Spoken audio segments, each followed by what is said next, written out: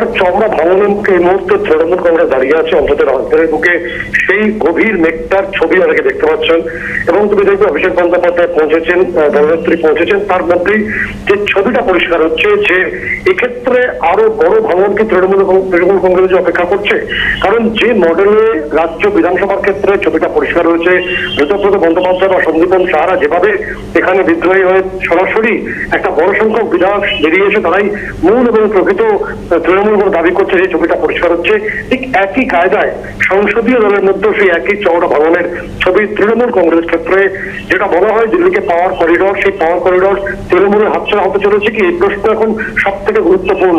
কারণ এখনো পর্যন্ত বিভিন্ন সূত্র আমাদের কনফার্ম করছে কমপক্ষে 18 থেকে 20 জন সাংসদ লোকসভা এবং রাজ্যসভা মিলিয়ে তারা তৃণমূল কংগ্রেস ছাড়তে চলেছেন। এবং তিনি আগেই যে তথ্য জানাচ্ছিলেন যে কাপুরি ঘোষ দস্তিদার, তিনি এর আগেই বিদ্রোহের সুর তার গলায় আমরা শুনেছি, বিভিন্ন পোস্টে সে কথা পরিষ্কার করেছেন।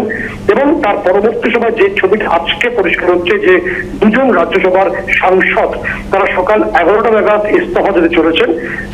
রাজ্যসভায় তৃণমূল কংগ্রেস 13 জন সাংসদ রয়েছেন, এই দুজন ইস্তফা দিলে গিয়ে পৌঁছবে 11 থেকেই দাঁড়াবে। তাহলে তৃণমূলের রক্তক্ষরণ এবং শক্তিক্ষয় দুটোই একসঙ্গে চলবে।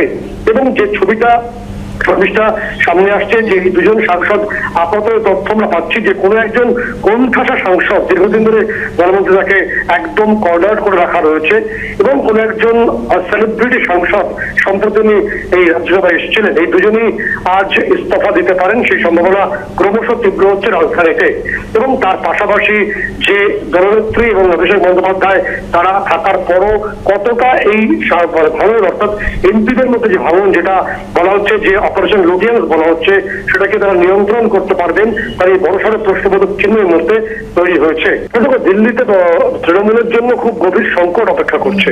তার কারণ তৃণমূল কংগ্রেস যেভাবে গোটা বিষয়টাকে নিয়ে এগোতে চেয়েছিল, এই ব্যাপক পরাজয়ের পরেও সেটা তাদের অঙ্কের নিয়মে তারা করতে পারেনি। রাজ্য বিধানসভা হাতছাড়া হয়েছে কার্যত, এবং তারা বিরোধী দলের জায়গাতেও এই মুহূর্তে নেই। দলের প্রত্যেক ইঞ্চিতে ভাঙন পরিষ্কার, একদম গ্রাসরুট লেভেল থেকে এমএলএ স্তর পর্যন্ত।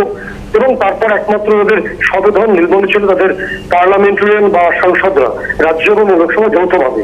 কিন্তু যেটা অবাক করে দিয়েছে বিশেষজ্ঞদের, যে মাত্র 1 মাসের মধ্যেই তাসের ঘরের মতো তাদের যে দিল্লির যে ক্ষমতা পাওয়ার করিডর, তা একদম ভেঙে পড়ল।